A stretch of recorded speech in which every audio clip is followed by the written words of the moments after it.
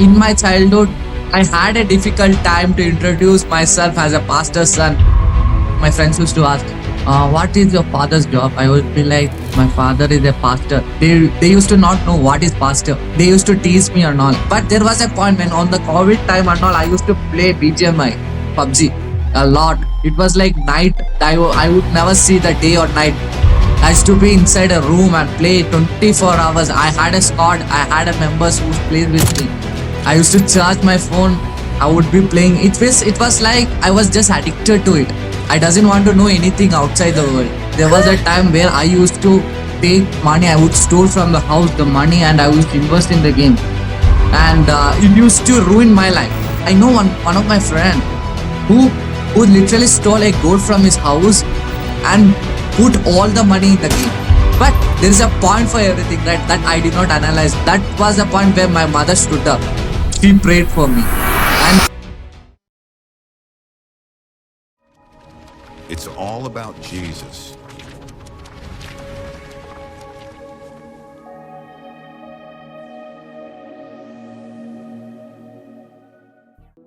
Welcome to Let's Talk Jesus podcast, a place where all we do is talk about Jesus and glorify His kingdom. To continue with this endeavor, we have an amazing guest today. And I would say that he is Brother Joshua Shiju. He is a pastor for the English section of the Sunday service in Bethesda AG Church, Chandrapura, which is in Bangalore. And just let me tell a little bit about Brother is that their entire family is into ministry. Brother Joshua's family has started their ministry back in the year 2008, and his father, Pastor Reverend Shiju Philip, has been in the ministry since 18 years now. And I'm so glad to have you, brother. What a legacy you're continuing, and welcome to the podcast. thank you for welcoming me. It's a gratitude to be here. Yeah. Praise God, brother. When you connected with me, right? Like these are divine connections, what I think, like how we are getting connected to people from all over the world and from all over India. I was just praying to have a perspective and a conversation with someone who has been in the ministry for very long and their entire family is serving Jesus. So I just want to ask you one very key thing that I wanted to know is how is that you're continuing the legacy of a ministry that has been running for decades now? Can you just talk about that? So when you tell about a legacy or something, it's something that God have made. It's nothing that we should do something over there. Basically, as you mentioned, my dad started 18 years back this ministry, and he never thought that he'll be a pastor one day, because he always tells me one thing, that I came from a village background where I never knew about the Christ. So where he thought that he will become someone who would be a manager or someone, but God had a different plan in him. And right now when I see here, it's not a legacy which I needed to follow. It's something that I should be prepared so that the God can use me for that. Right. So I don't think that we needed to take care of this legacy. It will come if it's not you, there will be someone else in your position. Right. Amazing, brother. And I am sure that God is going to use you as well in this beautiful endeavor as God is carrying you into the service section. I have seen some of your services, Sunday services, and I love the passion that you have to preach the word of God. Amazing, brother. For like anybody who doesn't know that, brother, would love to know about your childhood, how it was growing up as a pastor's kid and what all the things that you went through. So when you tell about a childhood of mine, I would always be happy to tell that I'm a pastor's son, because there was a position where I was ashamed. Okay, I'm a pastor's son. To introduce someone, my friends used to ask, what is your father's job? I would be like, my father is a pastor. They used to not know what is pastor. I would be tell, in church there is a father, right? He's my father. And he was like, they used to tease me and all. I would be like, yeah, I should not introduce him like a pastor. But after a phase, after a time period, you will understand that pastor is something which no one can earn it. It comes from their heart. It's like leading a generation. So right now, when I tell I'm a pastor's son, I will be proud to tell. And in my Right. childhood, I had a difficult time to introduce myself as a pastor's son. But right now, when I stand in the name of God, I would tell that I'm the second generation who is leading this, who is taking care of the hunger which my father had took. So I'm proud to tell that my childhood was the best thing which I can have right now. Right. So, brother, as you were saying that your pastor was chosen to be, your dad was chosen to run a ministry like this. How much do you think is the anointing is required for the next generation to carry on, or in general, what anointing is in the ministry? So when you tell that, to lead a church, it's literally difficult, because as a pastor's son, I saw many people who enters this church, who left this church, who fought. They needed position, they needed power. But when I see right now, everything is needed, but there is a limit for everything. But if you doesn't have Christ inside you, there is nothing for that. It's literally useless. And Yeah. to take care of this legacy, to take care of what my father have done. My father and mother used to tell one thing to me, that I doesn't need you to become a big doctor or a psychologist or whatever you wanted to be, but I needed you to be a pastor or a man of God who works for the God. That is the thing which gave me the freedom to tell the gospel. So basically, it is not a performance mindset. It's more like walking in grace. Yeah, it's basically, many will tell that, see, anyone can become a pastor. Last day I was telling in my church that anyone can become a pastor. If you go for a Bible school, if you read the scriptures, you can become a pastor. But to become a shepherd, basically, in a church, the pastor should be a shepherd who needed to take care of the sheep. In the sheep, there can be wolves who can hunt them. But to become a shepherd, he needed to have a good heart. He should have the heart of a father, because the father would forgive and the father would punish when the mistake is there. So we should have the heart. If you see, when we see the churches right now, when we see many places right now, people are running behind the money. When we see money, they run. It's like, okay, I need it. I needed to build something. But if you doesn't have Christ inside you, how much ever you earn, you will be never satisfied. Right. Right. Because, yeah, I can also see that, because I have seen a lot of people, they have actually taken being a pastor as a career option. And somehow they want to get the money, or they want to get the fulfill, the mic, the respect, the glitz and glamour of it. You see, it's when you tell the pastor as a career, I don't think that you should take it as a career. It should be done by your heart, because for a job, to do a job, there is a thing that, okay, for doing a job, if you go to a place, we'll ask first thing that salary. We work for them. But to become a pastor, it's not a job. It should be something that, okay, I'll be able to be hunger for 15 or 20 days. Still, I will serve the people. We should never expect anything from others. We should be willing to have the heart. And I would never tell that pastor is a job.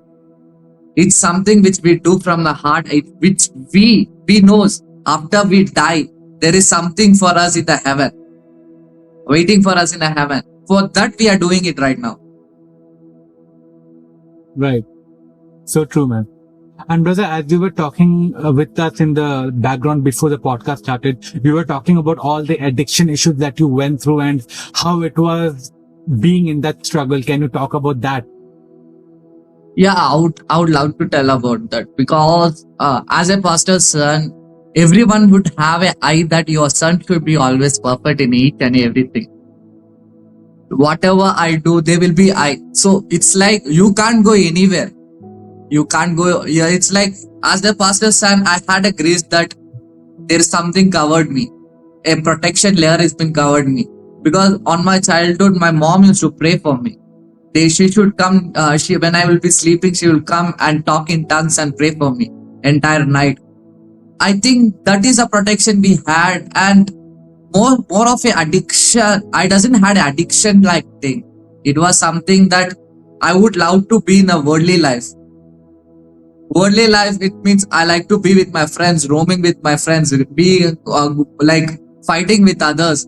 On my school days and my college days, I would love to fight with others. I would have an anger issue because that time I was not much touched with God. When you don't have the relationship with God, you will be free. You doesn't care about anyone.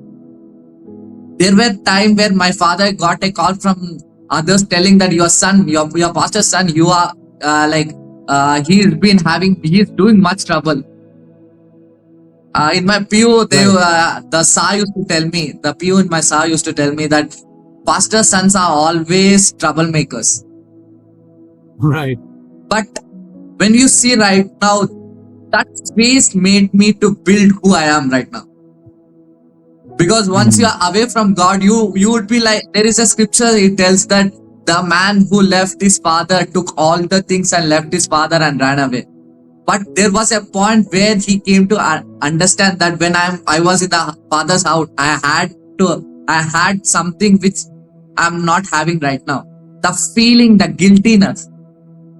This is what, Right. that is the place where God touched me. Right. What was the addiction, brother? So addiction, when you tell that, I was a gamer on a time. On the COVID time, I allowed to play games. So mobile games were the much addiction thing which I faced on that time. Because smoking, drinking, I was not interested with that. Then you tell addiction or something. Anything seems to be Right. like that. I was never, like it would be like, I doesn't like. That's the thing. When you tell, it's like when my friends, I had a friend, I am surrounded in Bangalore, I've been in Bangalore. So many people who I know, they are addicted to drugs, they are addicted to smoking, they are addicted to alcohol. But they used to call me, "Da, macha, come, let's have one." I would be like, "No, da, I'm not interested." That is the point where I felt that, yeah, this is nothing which gives me satisfied. But there was a point when on the COVID time and all, I used to play BGMI, PUBG, a lot. It was like night. I would never see the day or night. 24 hours I would be playing.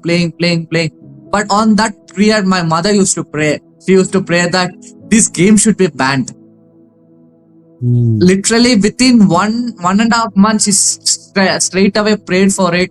Within 1.5 months, the ban came to India that PUBG has been banned in India because of China, something problem with the China.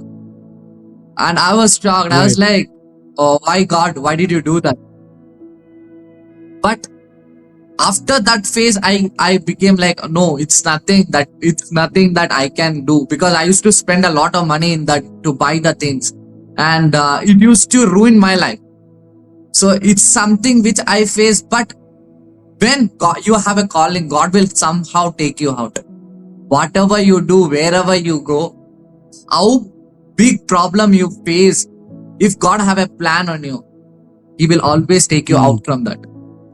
That's how I'm right now in the church. Right now I'm in the pulpit. So, brother, you used to play video games on your mobile phone, or you got some PlayStation, or you used to go somewhere? No, I used to have phone. In mobile phone, I used to play a lot. I used to charge my phone. I would be playing. It was like I was just addicted to it. I doesn't want to know anything outside the world. I used to be inside a room and play 24 hours. I had a squad. I had a members who played with me. I was so happy with them. And that was also a COVID time. You should just imagine there's no other works for us. Right. So it was like I would just play. But there is a point for everything, right? That I did not analyze. That was the point where my mother stood up. She prayed for me. And God done something greater in that. Right. So how come you were like able to leave that addiction? Because your mother was praying, and then what happened? How exactly you came out of that addiction? So when you see, that was a time where I felt after banning the game, it was like it was stopped for I think one year or something. It was stopped, and I tried to play other games, but I never felt that feeling that which I felt on that time. After that, I got busy with my college life. After everything, slowly I started to end that addiction. Somehow I see, when you see right now, I would be telling that I don't know how did I end up that addiction. Because a man who loved it all so much somehow ended it. I was like, I would never tell that I had something to do with that. I tried for something. Automatically, I would tell that God have removed it from my life.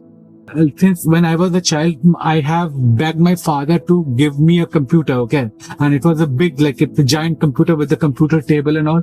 And we used to play a game called IGI. I don't know if you have heard of it or not. There used to be a game, a mission called IGI, right? I used to play that game very much. That game, then the Need for Speed game, and this Battlefield and this, Black Ops games. And I used to be very addicted. And I never used to study, and my focus on my study was getting very low because of my gaming addiction. So I can completely relate to like what you were going through. Yeah, that. See, when I was addicted to my game, I was on my 10th, and my grades were dropping so bad. But on that position also, God was like, no, I will remove this bond. A spirit of game is also, it's a spirit which is addicted, which is not leaving you near the Christ, which is making you separated from God. That time where you needed to give for God, we are giving for the games. That is a spirit. But once that spirit leaves you, you automatically feel free. You be connected with God. Wow. Amazing. Perfect, man. Well, because this is a very new to me, because I have spoken with a lot of people, and there were a lot of testimonies about, porn addiction, and then like smoking addiction and all sorts of addiction. This is the first time I'm hearing about gaming addiction. Like, wow, like that can be also equally severe, right? So when you see right now in this world, game is something which has been captured. So when we see right now, game is something which is ending a generation. Children are literally addicted to game. Last day I went to change my screen guard. I think the boy would be just 10 or 11 years. When he's coming there and telling, brother, I just need a mat in my phone. I literally asked him, why do you need? He's like, I want to play Free Fire. The kids are literally getting addicted to it without devil is literally capturing them in a small phone. And if you just imagine, there are millions of people whose parents are so much worried about it because they know they are investing money in the games. Yeah. Oh, right. Oh, yeah. You used to buy points and used to materials, right? The credits and everything. Yeah, sure. I would just tell that because there was a time where I used to take money. I would steal from the house the money and I used to invest in the game. There was time because it was like when you are surrounded with that people, they would be like, I have this many level, I have this many costumes. We will be fighting with that. So right now when I say I know one of my friend who literally stole a gold from his house, stole it and put all the money in the game. Wow, really? So this is really happened in Bangalore. Okay. And the mother and father was like, what can we do right now? Because the gold have been already sold and money we can't get it back. Right. So there are many mysteries like that. There are many people, there are many children who have done it.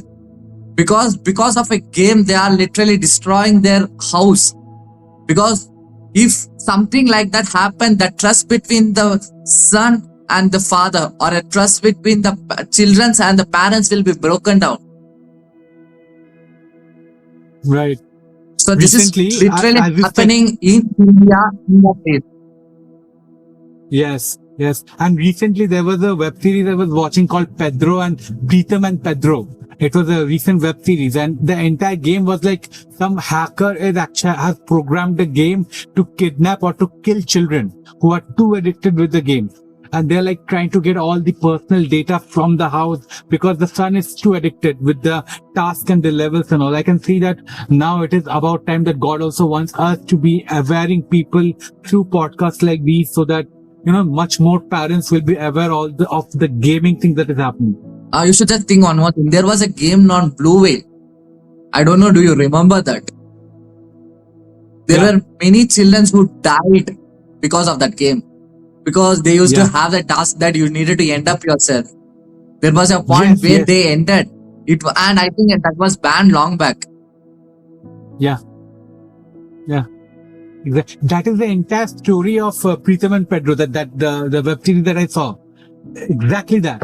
Like at the end of the day, the final task is to jump in a well or somewhere and ask for help because your dad is Batman somehow, and he will come and rescue you. So it is a very rampant addiction, the fatal addiction. It's an addiction which we can't even imagine. Because once you are addicted to that, it's literally hard to pull you out. You would be like, nothing else will be exciting for you.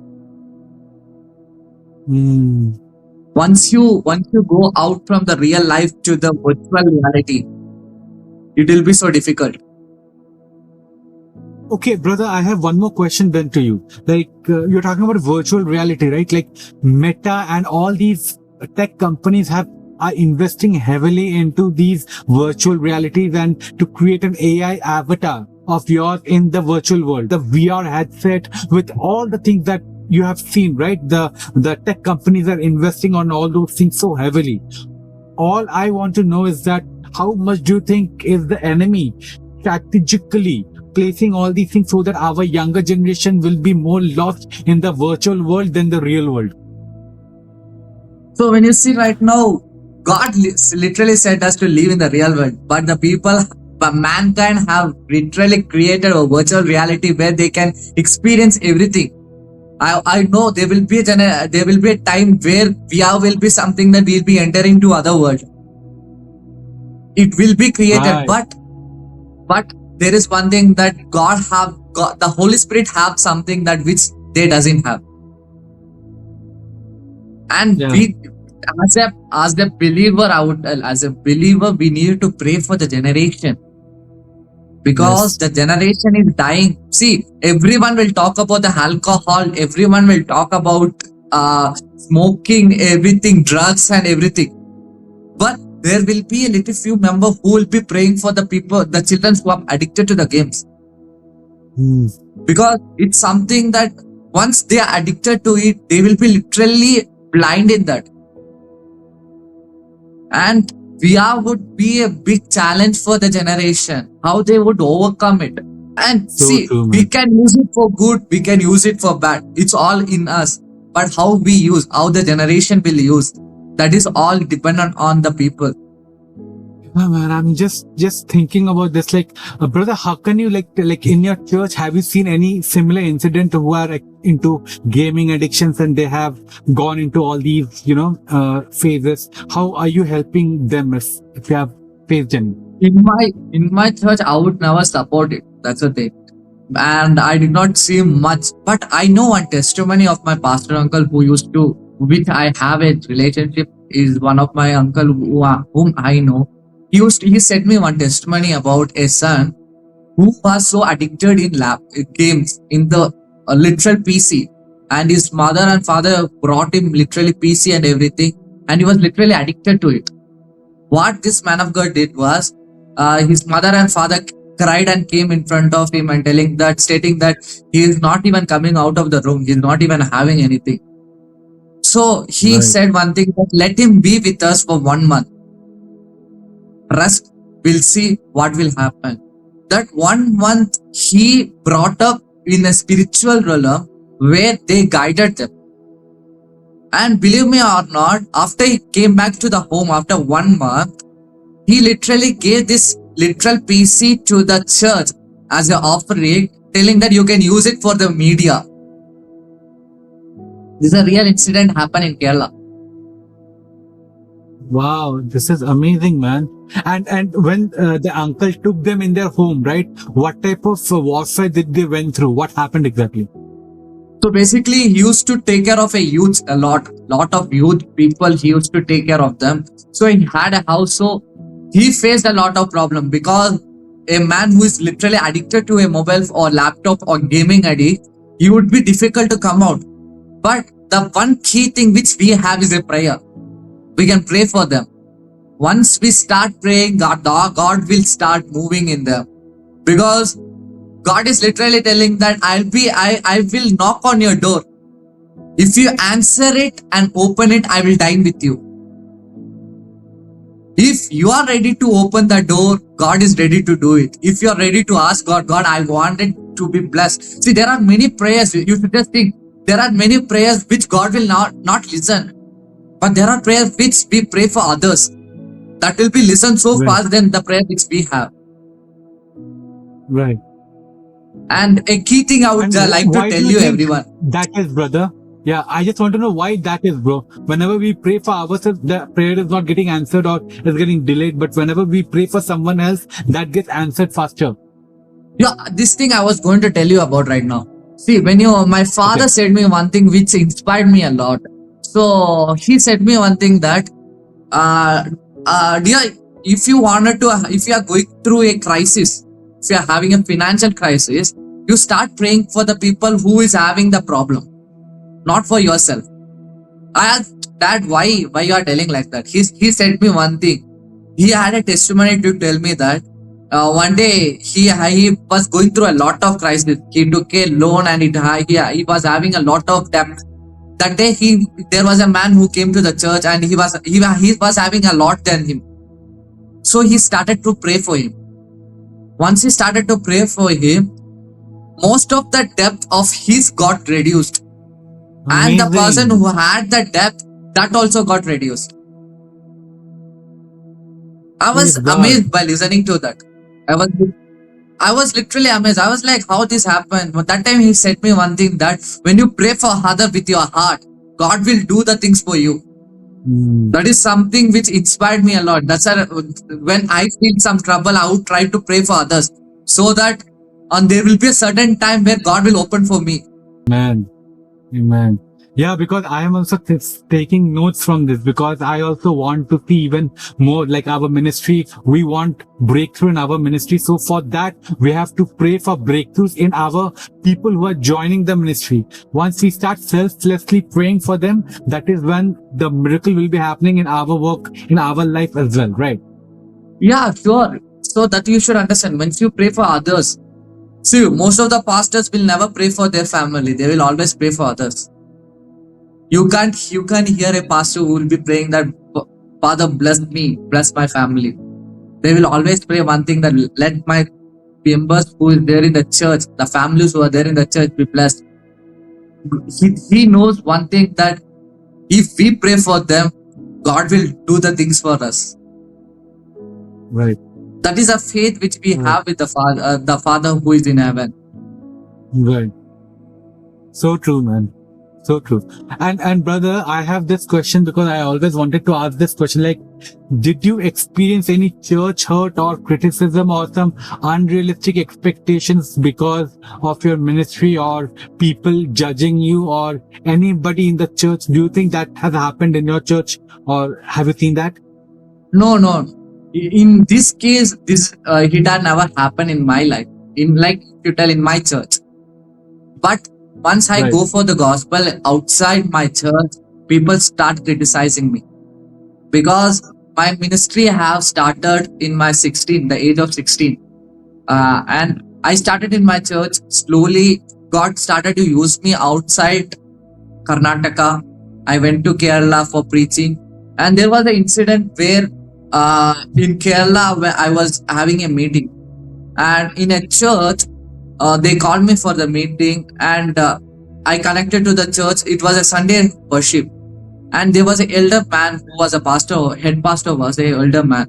I connected to Okay. a prophet who was connected to me.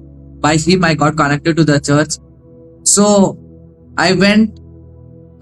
He judged me on the first look, because I was literally 16 or 17 on that day. It was 17. It was my 17th age. And he started to judge me. I was like, I did not listen. I did not thought anything. I just went to my prayer room because prayer is a key which I used to use it. I went there. I prayed for it. I was like, Father, if it's your mercy, you use me over here. On the Sunday sermon, I went on. I attended the worship. After the worship, there was a man who was also elder to me. He would be 60 years. He preached before me. After that, After that, I was a person who needed to preach. I took the mic and I sang a song. After that, the people started to experience the Holy Spirit. And there was a child who tell like he's a rowdy in the school. Same like that, he was a person over there. He used to not listen to his parents, mother, but somehow other way God touched him and he came to the church. And when he was there, and when he was there, I saw him. I started to prophesy about him, and he started to jump from there, cry. And I think that he gave me the time limit till 1:00, but the meeting literally ended after 1:30, 2:00 because we were not able to stop the meeting. Holy Spirit was using me, and after the meeting ended, I had a bag. I have to go back to come back to Bangalore. I had a bus. So it was around 3:30. I had a lunch. Suddenly I came back and this pastor said me the assistant pastor said me one thing, that in this church, this pastor never accepted anyone, but he loved the preaching of you. He loved you a lot. That touched me a lot because where they judged me on the start, God started to use me over there. And he proved that God can literally talk to the person, not by the age, but once the Holy Spirit is there inside him, he will surely talk to them. That thing I came to understand. Yeah, Amazing. God, there is someone who leads. That changed my life automatically. It changed me a lot from that day. Amen. And also one thing, like listening to this testimony of yours, only one thing just comes in my mind is Jeremiah chapter 1, where Jeremiah is saying that, am I too young to do these things? I cannot do these things. I'm very young, right? And God says that do not call yourself unqualified where I am qualifying you. You might be too young and still God can use you. God can use anybody. And your story just tells me that. And brother, I have seen that you are teaching, and as you said that the Holy Spirit is moving in your life, and all I want to know is that how much is watching your parents have served you in the ministry, and how it has shaped your understanding for leadership or sacrifice and how to follow Jesus selflessly and to serve people. How much have you taken from your parents? So when you say about it, I would like to tell you one thing, that I was never interested to become a pastor. The first thing which I hated was to become a pastor. I would tell anywhere, because on my childhood, my father and mother, they used to dress me up, and they used to dress me white and black. And the believer used to teach me that you are a small pastor. There is a limit for everything. I would listen to it and I'm like, no, I won't become a pastor. I hate this job. I used to tell like that. But there will be a time where you will be built, because if you have the calling, whatever you do, wherever you go, how hard the situation is, God will literally drag you from that place. If you like it or dislike it. But if you have the calling, literally God will drag you. Because I would tell you openly that my life, I enjoyed a lot with my friends. Because after the COVID, I said you about my addiction of playing game. After that, it was my +1 and +2. On that time, it was like no one used to control me, because till 10th, I studied in a school where the principal is my father's friend, and he is also a pastor. So whatever I do inside the school, the information would be gone so fast to my father. But once my 10th, I got over my 10th, I went for my +1. The college name is St. Francis PU College. I went there. There is no connection with my father. Then I came to know that I can do anything. So I used to fight. I used to bunk the classes, and literally the teachers know I am a pastor's kid. I used to not bring my father or mother for the PTM also. I used to do everything against their wills, but I literally thought that I will never be in a place where I would worship. I'll be like, once I come to the Sunday morning, I come here, I take the mic, I worship, I do everything. But after a certain point, I would leave it. After that time end, I get out from the church, I would be like a worldly person. How others do, doesn't pray, doesn't care about anything. Never been. I would literally tell you, I only come to the church on the Sunday. Because there is no option that you can escape from it, because you are a pastor's son. You should be always there. If there is any meeting, you just think, if you have a youth meeting, you will be there. You would be having a cottage meeting, or you will be have a house meeting or area meeting. They will drag you and go. There is no option that you can come out. You have the option to come out. But all this thing trained me to become a pastor right now. On that time, I never understood that, okay, you needed to understand this, you needed to grow in spirit, you needed to be talking in tongues, you needed to understand the word. But gradually, once, I will tell you my testimony about the college thing, where I was literally with my friends. The connection with God has been disconnected. And my father and mother used to tell that I'm having a younger brother and a younger sister. We are 3. So they used to tell that when you were born, I throwed you in the hands of God.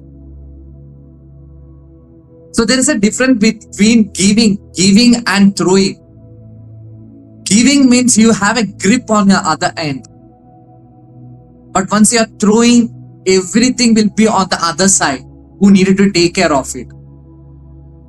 And my life, it was so horrible. I literally went for that time where I thought I'll end myself. I went to, after my plus 2 graduation, I went to the college, and morning I used to go to the college. It will be like 5 a.m. I would wake up. Correct 6 o'clock, 6:30, I used to leave my house so that I'll reach my college around 7:30, 7:45. And my father and mother used to never see me for 1-2 months, because that was my routine. Morning they used to not see me. At the night they used to see me. One day, because of the stress, because of everything, my friends left me because everyone got splitted out. I thought that I'll end myself, because it was so much of stress. I was not able to handle everything. I said, I'm not worthy for anything. I said, Father, I am not worthy for you. I'm not worthy for becoming a pastor's son. I doesn't need anything. I went to my room. I closed it. I thought I literally tied everything in the fan, and I was going to hang. And it had happened around early morning 1 o'clock. This decision which I took. And on that time, one spirit touched me. I don't know from where. It literally touched me and said me one thing, that I need you. That was a turning point of me. That is a place where I was like, yeah, this world have an end. Where they can take you, they can hold you, they can love you, they can care you. There is a limit for everything. But without a limit, if there is anyone, that is Jesus Christ. Amen. And Hallelujah. That day I took the decision, Father, till today I live for me, but from now I live for you. That was a journey where I took the gospel up and started to preach. Wow. Amazing, man. Amazing. Bro, I'm just seeing one thing, as you said, the pressure is too high, right? You have to be a certain way. You have to attend church, and especially that attending church is very important because here we have also Assemblies of God Church here in Kolkata, right? And I attend that church, and I always see the worship team. They come at morning 5 o'clock to set up everything, to practice, to rehearse, to do this and do that, and they have to do it every single Sunday. And here I am. I always get so lazy and lethargic. Okay, I don't want to go this Sunday. I will bunk the church and all these things. I know that you cannot do that. See, you should just think that for you it's early morning. For us it's Saturday night. From Saturday night we needed to prepare myself. We needed to come as a pastor son. We need to I would tell you, there was a time I used to hate it, but right now I love to do it because right now when you see right now I am right now in my church. Within 1 week I'm inside the church praying because I love to be in the spirit. Once you do from your heart, you will never feel that okay, I'm doing it for someone. You will start enjoying it. My father and my mother taught me one thing, that first ministry is not preaching to others. First ministry is cleaning the church. Cleaning and arranging the church is the first ministry. There are youths who are they feel ashamed to clean the toilet of the church. But right now, I would tell you proudly, my father is a senior pastor. He still come and clean the washrooms of my church. Wow. That is servant leadership, brother. That is servant leadership. It's like my father taught me one thing, that leadership is not about the power, it's serving. Yeah. We need to serve them. We need to be with them. If you become a leader, if I become a leader, I doesn't want to become like, oh, I will command them. You do that, do this, you need to do that. I can't command them. I should tell them, okay, I'll be with you. We can do together. We'll finish the work as soon as possible. We need to motivate them. We need to serve them. We need to be with them. We should show that we are not someone greater. Right. When you have So that true. humbleness inside you, you can do something greater in your life. Yeah. Yeah. So true, man. And brother, what is that one advice? Like if a young pastor's kid is watching you right now and they're resonating with whatever we are discussing right now, how would you encourage them? How can you inspire them? What message do you have for them? I would tell them only one thing, that we have a faith in God. Right now, you would be having a position that you can't see God. You will be feeling like, oh, I have done a lot of sin. How can I face God? But when you read the scripture, it tells that God did not come for the people who have everything. God literally came for the people who doesn't have anything, who is a sinner. If you can believe in Him, He's literally waiting in your door, knocking. If you open that door, He will dine with you. The pastor's kid, I would like to tell you, journey is hard. Christian life, I would always tell, Christian life is the hardest life which you can live. But once the Holy Spirit is with you, you will start enjoying that life. Because in this hardest time, God is building you up. If you doesn't have a trouble or problem in your life, I would literally tell you, devil literally doesn't need you. You are literally useless. That devil also doesn't need you. If you have a trouble in your life, you should understand that God really wanted to do something. Right now, you will never see the result, but there is that time where you will see the result and you will be in the part of it. Yes. Praise God. Yeah, man. So good, man. Like these are the things it's required, because whenever I talk with any pastor's kid, they always have these type of things like, okay, I have to live a very perfect life. I have to show myself as representative of what my father's image is. And I can see the struggle, that discouragement, or the lack of identity that they go through. And these things are very important for them to know that, okay, they have a identity. They're not their father's shadow, right? They have their own identity. Because for so many pastors kid, I can see that their calling is not exactly like their father's calling. Their calling is somewhere else, in maybe in the workplace, maybe in the worship team, maybe somewhere else. But they still struggle and they think that, okay, my father is a speaker or he is giving sermons, then I have to also do that. And what do you think? Like, they can be versatile, right? The calling can be versatile for a pastor's kid, correct? Yeah, I would tell you. See, when you see me and my brother have the anointing of a worship leader to lead a worship. And for me, it's not a worship leader. The calling is to take care of the church. You have, for me, the prophecy is what you are a prophet. You are a healer. You would do healings. Wherever you go, Holy Spirit will touch. But more than everything, which I liked was, yeah, I'm a father. I have the heart of a father who I can serve. Amen. For each and everyone, there is a different calling. And we see, perfect life, no one have. In this world, no one have a perfect life. Everyone would have a flaw. But in that flaws, the Holy Spirit will lead you.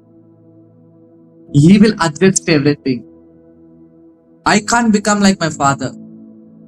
But I can become someone greater than my father if Holy Spirit is there with me. That is what we needed to understand. We always have a limit that we needed to pick up. There will be children that pastor's child, they would tell that I also want to become like my father. But they are limiting themselves. The Holy Spirit is like, no dear, I want to use you much greater than your father. Yeah. That is where they needed to change. So glad, brother, that you have spoken about all these things. And my last question for the podcast today would be, is that, brother, have you faced religious spirit or spirit of bondages whenever you minister, or have you got the discernment to check whether there is a religious spirit working in your church or anywhere around the ministry? Yeah, a lot. Because I go for, I not only preach in my church, I go for outside where I used to go for preaching. Whenever I start to talking about the word of God, when I start talking in tongue, the religious spirit can't be quiet. It will scream. It will shout. And on that time, we can't, it will start to distract us. But on that point, I came to understand that if you tell that go away, it will go away. But right now, the word is needed to the people. For leaving that word, devil is not happy with that. He will try to distract you. And I saw many people who comes in my church are bonded with the spirit. There was last day, there was a sister who came. She had something in her stomach. She doesn't know. When my mom was ministering, she started to pray for her. The spirit inside her came out, which bonded her from her childhood. Once that spirit got away from her body, she felt free. She was like, I felt so good, relief in myself. It have a limit to keep you, but once they listen the name of Jesus Christ, no bondages, no darkness can be in that place. Right. Amen. Perfect, man. So thank you for this conversation, brother. So let's close our eyes, bow our head, and let's go into prayer. Brother, lead us into prayer. Thank you, Father. Thank you, Holy Spirit. Thank you for this wonderful podcast you gave us. Father, we right now pray for the young generation right now who have been addicted to games, who are addicted to drugs, who have been addicted to pornography, who have been addicted to each and everything which this world can't see. Father, we break these spirits in the name of Jesus Christ. Father, whatever we talk today, Father, it should touch their heart. it should manifest in their heart. It should feel like, no, this spirit should end in our life. Father, when I pray right now, let all the bondages, all the spirits which has been there inside them, let it release from their body. We pray in faith. Father, if we have the commandment, because in the word of God it's been written that you have the anointing, you have the authority in your mouth. In that authority we speak, Father. You gave us that authority. In that authority we speak. Every demonic attacks, every evil ideas which is been keeping the young generation stop for doing good for the Christ, we break it in the name of Jesus Christ. Lord, we pray, let you use them. You let them know who is the living God. Let them be for you. Let them serve you, Father. Father, we pray, let India be washed in the blood of Jesus Christ. That each one of them know. Father, we pray for Delhi right now. Father, there are many problems happening in Delhi. We pray for the youth. We pray for the youngsters over there. Father, we pray, let every problem what they are facing right now be settled. Let your mercy be fall upon this country, Father. Father, we need you. Without your Holy Spirit, we are nothing, Father. We know one thing, that there is a time where the revival comes. Father, we know in India that revival is going to come and we will be the part of it. Father, we are praying right now, let your revival touch them. Let you touch each one of them over there, Lord. Let this conflict, this violence be a testimony for a generation to come. They should tell that there was something revival happened in Delhi. We pray, Lord, we pray, let your Holy Ghost be there. Father, there are many pastors who are praying for revival. We stand with them. Let the revival happen in this country and let everyone know who is the living God. Who is the living God? Let that Spirit be with them, Father. Holy Spirit, thank you for giving us the strength standing till here. Father, without you, we were nothing. Thank you, Lord. Thank you, Holy Ghost. You do something greater for them. Let your presence be with them. In the name of Jesus Christ, we pray.